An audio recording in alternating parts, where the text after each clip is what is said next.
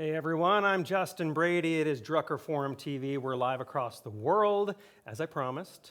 We have Dr. Alexander Alonso in here, the Chief Data and Analytics Officer of SHRM. I happen to be working with SHRM. We got to talk about this real briefly. Talk about that real briefly. I happen to be working with SHRM on a project called, I'll let you plug it. The Tomorrowist. Yeah. And what we're doing is actually looking at trends that are long-term trends that will change the next level of knowledge work, change the next level of the workplace, and what an institution means for the future. Yeah, absolutely. It's really, really cool. So I see you all the time now, or we're emailing all the time. It's kind of weird, but it's a really fun project. I suggest you all check it out. But this is about SHRM. This is about what you're doing. This is about what AI. I feel like this is going to be the AI conference. It is, without question. I reached out ahead of time. You guys are a sponsor of the Global Peter Drucker Forum. Obviously, we really appreciate that. You contributed a lot.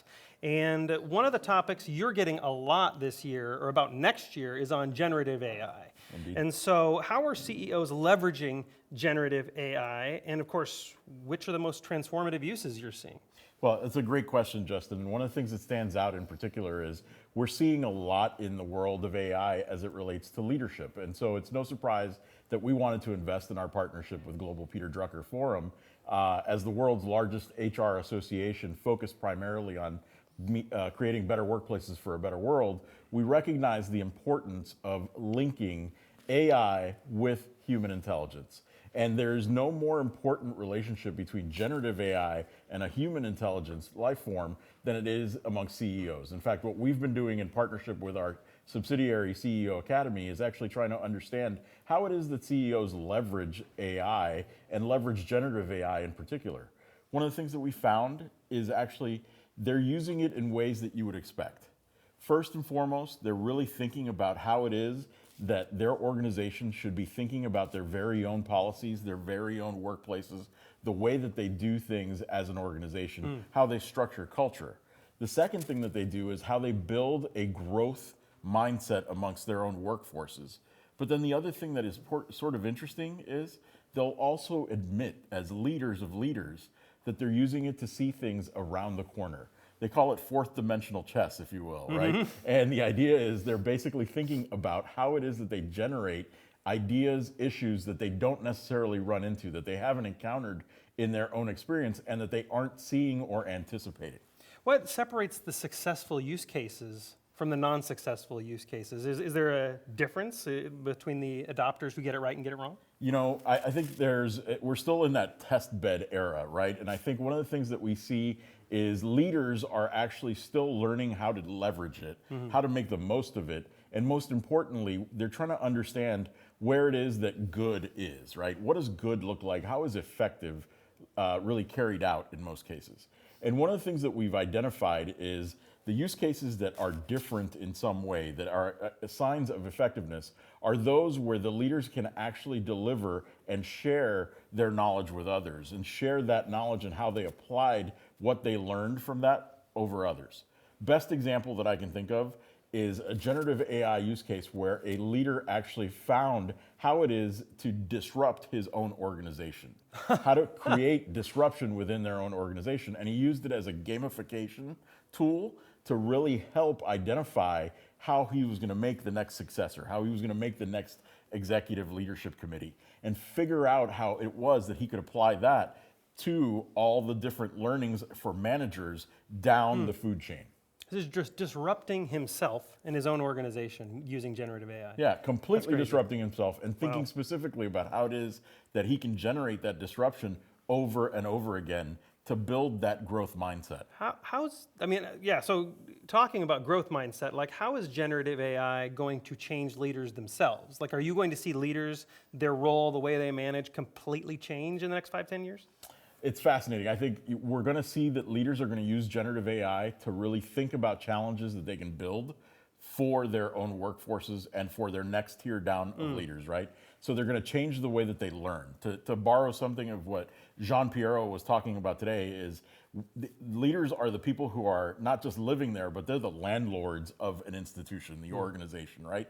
And one of the things that he spoke to was the notion that we live here, people live here, and they're the ones that are driving the workplace and thinking about what this organization looks like.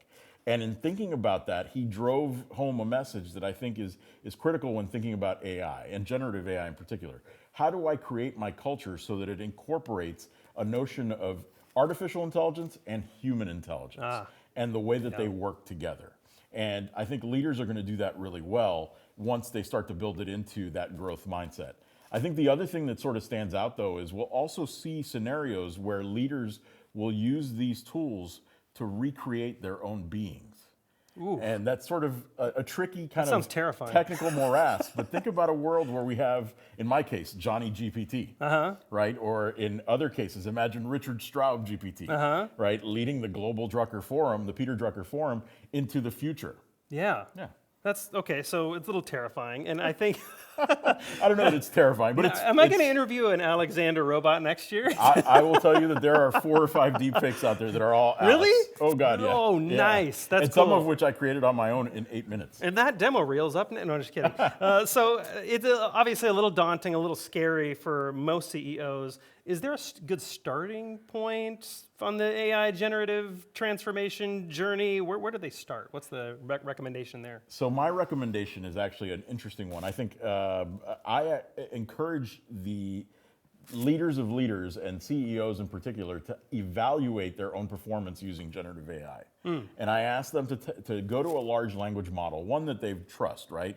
Whether it's the Chat GPTs of the world or the Perplexity AI or Llama or Claude, take your pick. One of the things that I encourage them to do is give what the context was for their organization, what the strategy was for dealing with that, and then more importantly, have it evaluate how well they executed against that strategy. It is unpredictable and random, right? But it will do a fantastic job of giving you all the potential iterations of how your performance can be evaluated. So you get to the point where you're building in that muscle. The other thing I ask leaders to do, and I sort of encourage them to do, is use large language models, use generative AI to understand every potential experience that someone who interacts with your organization might have. And ask it to evaluate how well anyone's experience is when dealing with your organization, right? It is fascinating how well large language models actually engage in broad thinking and engage in every possible variant in a nick of time, right? Yeah, absolutely. It's really fast development, and you're mentioning a bunch of kind of experimentation, trying new things.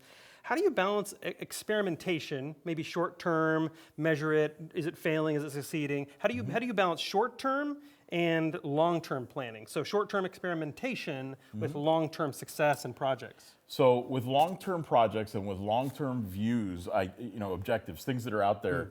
One of the things that I encourage leaders to really think about is how will you build in workforce kind of learning moments and opportunities across the entire spectrum of those long-term objectives, right? Or those long-term plans. And one of the things that stands out is most leaders do a good job of having milestones along the way, but they're not doing the pieces that require little snippets of learning, right? The things that we know today from our, the body of extant literature that make lasting learning. And so where generative AI in particular plays a vital role is in building not just the evaluative and the feedback mechanism, but also the learning components, the pieces whereby you can take a specific moment and create a small bit of learning. And I'll give you an example. Yeah. Imagine that I have a long-term project to build out the next generation of engine, right? Jet engine.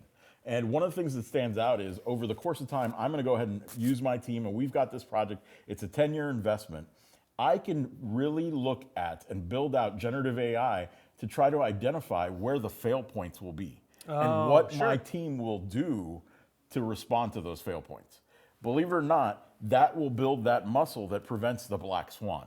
And I think what we've seen over the course of time is when you use the generative AI tool like that, where you know it's random, where you know it's unpredictable, it actually gives you more possibility and more opportunity. You're using it to expedite failure. Exactly. Yeah, that's But fascinating. failure that you can use and learn from. Right, and what's interesting is you're also talking about, and someone's going to kill me back behind the studio, but you're also talking about applying Drucker's idea of SMART goals to the iteration process, like measuring it, and someone out there screaming at their screen, SMART goals stands for this. I don't have it on memory, sadly. I know, trust me, I know that I've got Gary Latham who will be texting me as we speak, probably telling me, why are you messing up goals?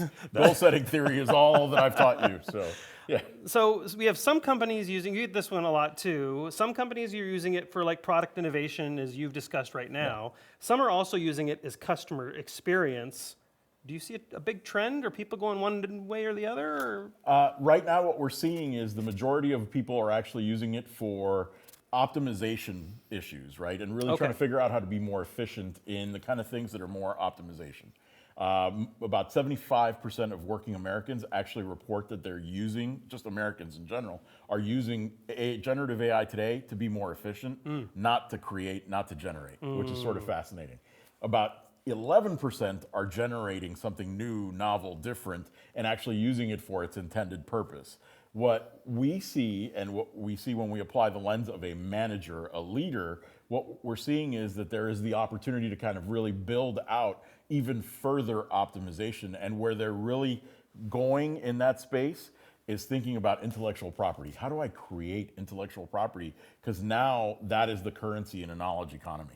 Yeah, absolutely. And I'll say that's like the exact thing I use it for as well, which is making things more efficient. I actually asked ChatGPT to tell me a little bit about myself and what you know. It's like, you like focus, you like efficiency, you like all these things.